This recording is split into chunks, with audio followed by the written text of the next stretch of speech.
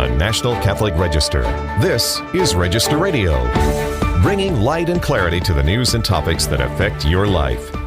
The second gathering of the Synod on Synodality at the Vatican starts in a matter of days. The National Catholic Register's senior editor, Jonathan Liedl, will soon be on the ground covering that event. He joins us today with a preview of what we can expect from the Synod discussions. Then we turn to another term about to begin. That's the Supreme Court 2024-2025 term. We have a preview of that, too, with Register legal analyst Andrea Picciotti Bayer. Finally, we get a little levity from the big screen. With Register staff writer Joseph Pronechen, we get a review of a few films that can help us lift our minds to higher things. I'm Jeanette DeMello, Executive Director of the National Catholic Register and Catholic News Agency, and your host of Register Radio. And I'm Matthew Bunson, EWTN News' Vice President and Editorial Director, and happily co-host of Register Radio. And you're absolutely right, Jeanette. We are now just a few days away from the start of the second edition of the Synod on Synodality that will be running from October 2nd to the 27th. It is the conclusion of what has been a multi-year process launched by Pope Francis to create what he hopes is a synodal church.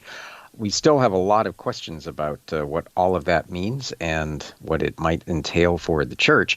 And happily, we are joined now by Jonathan Liedl, the Catholic Register senior editor, who has been tracking the Synod and Synodality now for pretty much the same amount of time that Pope Francis has been pushing it. So, Jonathan, welcome. Thanks for having me. So, what are the biggest changes in the process and structure of the Synod from last year to this second and concluding session? Yeah, probably the biggest change, Matthew, is not what they're talking about, but what they're not talking about. So what's kind of been removed from the agenda of this session. Of course, last October, there was a lot of focus on questions related to the possibility of women deacons, to questions related to inclusion of people who identify as LGBTQ in the church. Pope Francis has made the decision to create these separate study groups where kind of controversial questions like that will be taken up by a smaller group. So they won't be part of the agenda this October. But other changes that have happened to the proceedings coming up, we have less time for interventions before the whole General Assembly. That was a change announced last week by organizers, which is an interesting point because one criticism of the process thus far is that all the discussions are kept in small groups and participants have less time to speak before the whole assembly. They've also added theological forums that will be happening in October talking about related issues. And there have also been kind of a swap of 25 new delegates, mostly replacing other ones, for instance, in the U.S.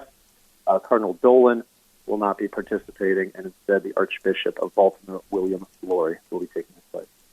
Yeah, who, aside from being Archbishop of Baltimore, is also the Vice President for the USCCB. So the USCCB's leadership is still being represented there. Mm-hmm. I'm curious about the penitential service that's being planned. It caught the eye of a lot of observers that included in the list of the various penitential concerns is what they're describing as a sin against synodality. From a theological standpoint, what's your sense of that? Well, I think people have pointed out that synodality still seems to be an evolving topic, and it means different things to different people. So it's very, very difficult, I think some people have said, to define what exactly synodality is, what a sin against it is. If it's failing to listen to people, to value them adequately, to respect their gifts, their contributions, that's one thing. But if it's, for instance, questions or concerns or critiques even of the ongoing Synod on Synodality, that's another thing. So definitely a kind of loaded petition, if you will, or right. penance on the eve of the start of the Synod. Yeah, so you also have a very helpful piece on 7 ways that the Synod on Synodality can, in parentheses, still change the church. I guess that begs the question of, what are the stated goals of the session, and what could the final report actually contain, and what sort of the long-term goals and prospects are? Yeah, I think this second session is very practical. It's aimed at how to be a synodal church in mission. So the emphasis is on how, right? And so we have an idea of what could be and what is probably very likely to be in that final document produced by the Synod, because the Instrumentum Laboris, the sort of preparatory document for the session, already includes a lot of concrete proposals. Many of them have to do with women's role and place in the church, emphasizing really leadership in any area, in a seminary, in a diocesan institution that doesn't require an ordained man. So that's a big point of emphasis. I'm sure we'll see something on that at the end. There's also discussion of creating a new instituted ministry of listening, so someone who is dedicated to listening to people in the community, especially marginalized people. And then there's also discussion of what I like to say, supercharging Episcopal conferences. So these are regional bishops' conferences. You think of the U.S. Conference of Catholic Bishops. And it's proposed in the Instrumentum Laboris to give them canonical status and doctrinal authority. So sort of, this is proposed as what part of what Pope Francis has called sound decentralization, so shifting more power to regional conferences, and also lots of questions about how do we involve laity in decision-making, where their participation in something, for instance, like a pastoral council, isn't merely consultative. So that's in the text as well. You asked the question about kind of long-term, like what impact could all these different things have? And I think we see there's really an effort, I think, in the document, you see these different tensions, right, that they're trying to thread a needle between, right? So on the example of bishops' conferences, right, there's this desire to give bishops' conferences more power, right, more decision-making authority, while also there's language about, of course, preserving the unity of faith and morals of the universal church. But I think a number of people will say, they'll look to a situation like Germany, right, and they'll say, well, if we're going to give the bishops' conference in Germany, where the synodal way has been advocating all sorts of controversial and I think plainly heterodoxical changes to church teaching and practice, how will that not inevitably lead to Germany kind of going their own way in these questions? The other example of this I'd point out to is the question of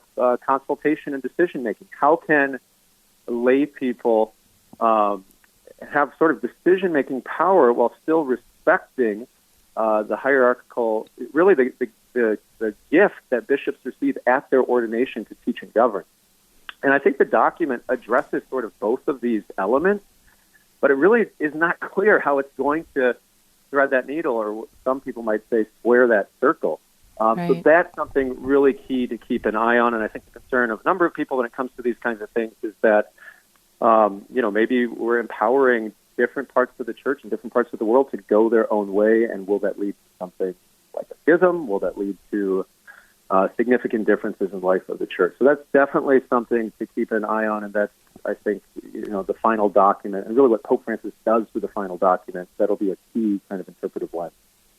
Jonathan, there's just a lot pending, and so we do look forward to your coverage on the ground there. We're grateful for you spending all that time, a full month practically in Rome, and we're looking forward to what you bring to us. Our listeners can find Jonathan Liedl's coverage at ncregister.com/synod, and there'll be a lot more coverage besides Jonathan's. We have an EWTN news team that's on the ground all the time covering the Vatican, and then we'll have a few people joining him and that Rome team, the bureau team, in covering the Synod. So, Jonathan, thanks a bunch for being with us. Great to be with you guys. You've been listening to Register Radio on EWTN News with Matthew Bunson and me, Jeanette DeMello, and we've been talking about the start of the Synod. Now we turn to another institution starting a new term. October is the start of the new Supreme Court term. And joining us with analysis on this is Andrea Picciotti Bayer, Director of the Conscience Project and a columnist for the Register. Welcome, Andrea. Thanks, Jeanette, so much for having me on. I've missed you guys. I know, it's been a long while, but of course we had a break for the summer, and we're about to see the start of a new term. It's the 2025 term, as I mentioned. And you've written a great piece for the Register that's highlighting two very important cases that Catholics should keep their eye on. And really, both of these cases have to do with the well-being of children. And of course, It's a deeply Catholic issue to preserve family and to preserve the innocence of children and youth. And so the first case is U.S. versus Scametti. This questions the constitutionality of state bans on questionable medical treatments for minors who want to change their sexual identity. So it's a quote-unquote transgender case. I think it's the first time this is coming before the highest court of our land. So what should we know about this case? Well, Jeanette, it's very exciting. I love the court, and I think that it's really should be comforting for all of us to know that the justices are going to take the issue quite seriously. This is a law that was passed in Tennessee that prohibits healthcare providers from prescribing puberty blockers or hormones in order to enable a minor to identify with a purported identity inconsistent with a minor's biological sex. The law also includes surgical interventions, but that's not at issue in this case. So it really does look at the strength of states in order to protect the young people in their jurisdiction, as well as to govern medical care. Usually that's considered a state issue. And you're right that this is the first time that the Supreme Court's going to be looking at the medicalization of gender ideology. A number of terms ago, they looked at gender identity in the context of employment discrimination law. But this really gets at something that's a big issue, particularly as it applies to young people. Do we have any sense of what the court would do here? I know it's always dangerous to predict what the Supreme Court thinks about stuff like this, but any indications? You know, it really is a chance for the court to not only address the issue of the state's authority to put limitations on what is happening in the medical institutions in their jurisdiction, but also it looks at constitutional issues. The plaintiffs that are bringing this case are 3 minors who claim a transgender identity, their parents, and a doctor who performs these interventions. They're, not surprisingly, represented by the ACLU. And so we're going to look at issues related to due process, equal protection, parental rights, and how those are limited by the Constitution and enabled by the Constitution. What's very interesting in this situation is the U.S. government, the Biden-Harris administration, is participating in the case on behalf of or in support of the plaintiff's challenge to the law. Right. So it's a little bit of a shocking thing to read the U.S. Briefs to the court in this case, where they're kind of skipping over some really important legal issues and just assuming whatever they need to in order to make the ACLU case possible win for them. Interesting. I do want to mention, I mean, this is such a divisive issue, the issue of medical care for these young people. And we did a poll, EWTN News, Real Clear Opinion, did a poll just in August, late August, that 50% of Catholic voters do not support puberty blockers and hormone treatments for minors. And so that's a pretty, that shows the division. Doctors and psychologists are also divided. And now, you're seeing the Supreme Court have to take up this case. So it should be something we watch very closely, and I'm glad you're following, and I'm sure we'll tune back in for more as that proceeds. There's that one other case, though, that you mentioned, too, that we can't forget, and this is another case that involves children, and it relates to pornography. So what is the second case that you wrote about that we should know? So, yeah, it's called Free Speech Coalition versus Paxton. And Paxton refers to Texas Attorney General. Right. Texas passed a law that imposes age verification measures on virtual porn websites. And the plaintiffs in this case, the Free Speech Coalition, it's very, again, represented by the ACLU, and they describe themselves as creators and distributors of adult content and a performer for adult websites. They are saying that these age verification processes infringe on adult use of porn sites, and by requiring too much personal information. And it's very interesting because we've got an issue here about the role of the state in protecting minors, and what kind of standard courts should use to evaluate laws. The lower court, the Fifth Circuit Court of Appeals, said it should just be a rational basis review because this deals with minors and restrictions, and the ACLU is saying, no, it should be a strict review. I tend to think that the state of Texas is right in this case, but we'll see how the court deals with the First Amendment and the limitations of the First Amendment when it comes to the purity and the protection of our young people.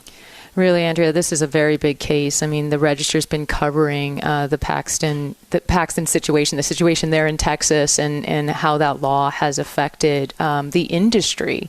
And we noticed many news outlets have written about this, but the Register and Catholic News Agency certainly have just pointed out that VPNs, these are web services that basically hide who you are and where you are, that the use of that grew when these kind of laws are put into effect. And so these laws have real impact. And so obviously the Supreme Court cases will have real impact as well. And so, Andrea, as always, we're very, very grateful for your coverage of the court. We haven't had you on radio in a while, but you're back and the court's back. So thank you again for what you do. Thanks for having me on, guys. We are going to take a short break, and when we come back, we'll be talking to Joseph Pronechen about films on faith and family that you might want to see. Stay tuned for more on Register Radio here on EWTN.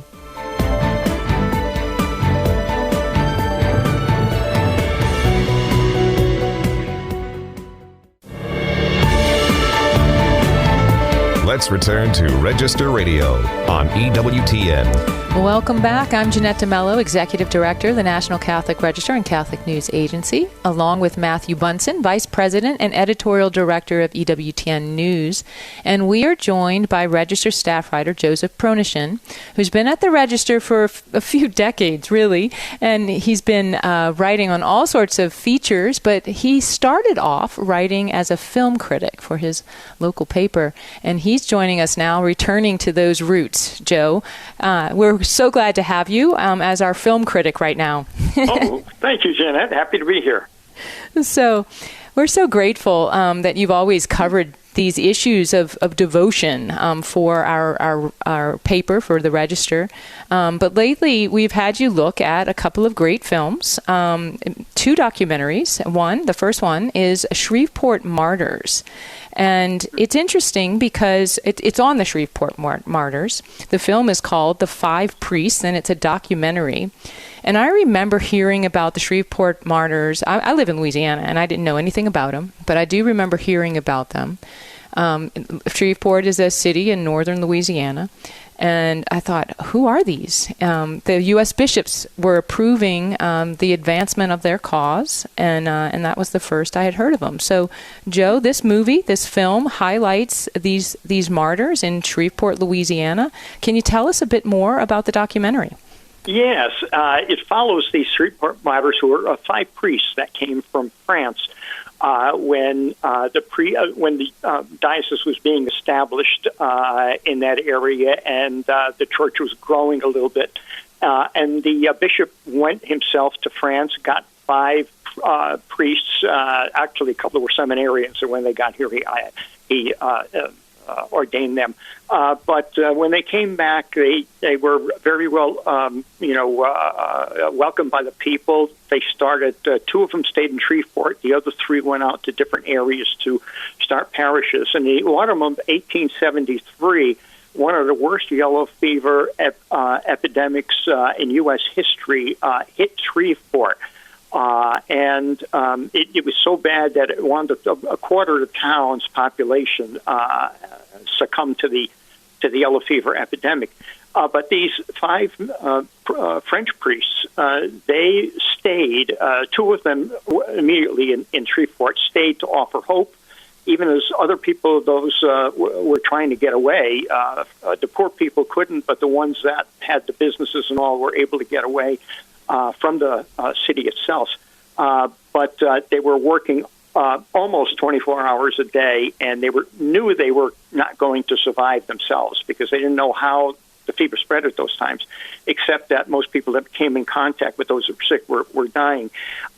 When they were really bad, their condition was worsening, they sent to their fellow priests, would they come and help them, relieve them, because they were going to leave the city without priests. And they didn't mind about the faith of the people. They didn't mind about the condition of the people. They just wanted to be with them in their last moments and offer them hope, offer them blessings, offer them absolution.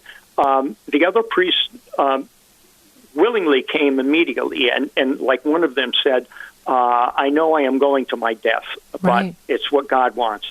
And I have to help the people. And it did not matter, who they were, and they wound up dying, obviously, and have become known as the Shreveport Martyrs. And that's what's tremendous, Joe, because they're martyrs because of their charity, because of their love. These aren't martyrs who died at the physical hands of someone. They weren't killed in that way. So it is a tremendously interesting story of love, of neighbor that they are representing.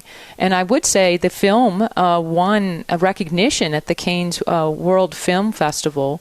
And it won other recognitions as well. Let's turn to Father Flanagan. Matthew, you jump in here. We're talking about causes for canonization. We have another documentary that takes up the story of a priest who is a servant of God, and that, of course, is the beloved Father Flanagan. Remind everyone who he was exactly. Yes, Father Edward Flanagan was an Irish priest, came to the United States.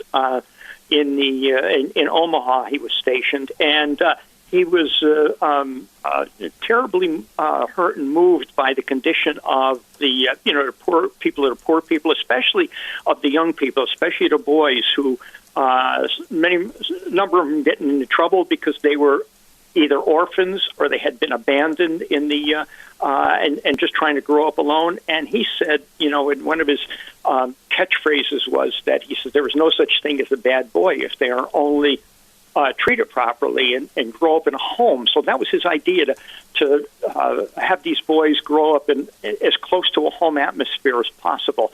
And he started taking them in a house that a Jewish friend actually helped him with this at the beginning, set up, but in the city itself. But then he got in trouble because the laws at that time said, there's no mixture of races or anything. And he was taken in, didn't matter the race of the person, whether they were white or black. And even if they weren't Catholic, he would take them in because he wanted to help them so terribly, keep them out of reform school. So when they said, you're breaking the law, he just said, well, okay, I just moved. And he moved out to a cornfield, got a big plot in a cornfield, and that's where he built the current Boys Town. And it all started in 1917. And then by the early 30s, especially during the Depression, when people were going, some boys even traveled from California when they heard about Boys Town to get into Boys Town. They wanted to make something of their lives.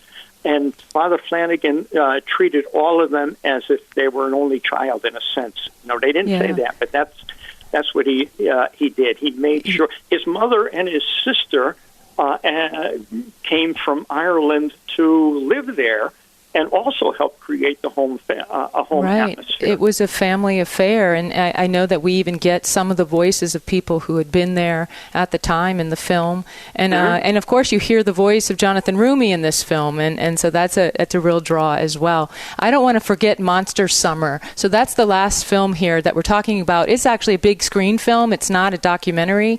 It comes out on October 4th, and it's a little different. Joe, I know. Can you summarize that in like a minute or less? Okay, I'll try. It's a family. It's billed as a family movie, but I would say it's best suited for 13-year-olds and up. Simply because there are some really, while it's a mystery of sorts, the monster gives it away, because the monster, the boys led by,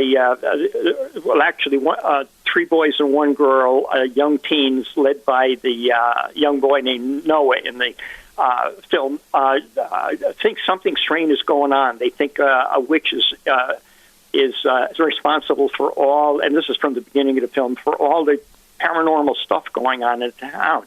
And he enlists the help of a retired police detective who's a real loner and has got problems, Mel Gibson. And there's a really great bonding between the two of them first that grows into the story. Noah's suspicions are proven true toward the end, and that's where the film goes quite intense and scary, especially there. Right. So they try to, give Jaws a run for its money in some places, but that's what happens. Give Jaws a run for its money. Well, of course, Halloween is right around the corner, so this one could draw good attention with Halloween there. But I know in this one, the spiritual battle is certainly won by the heavenly power. So that's Monster Summer, October 4th, and it's a family film. Joe suggests for 13 and up. But Joe, all these films, we're grateful for what you do, watching these and pointing us to the good ones. They can be found at ncregister.com by clicking Arts in the navigation bar. Mm-hmm. This is Register Radio on EWTN, and we're asking you to check out the NC Register online always, and thanks for joining us here on Register Radio. Together with Matthew Bunson and my producer, Michael McCall, I'm Jeanette DeMello, and I pray until next week, may God bless you.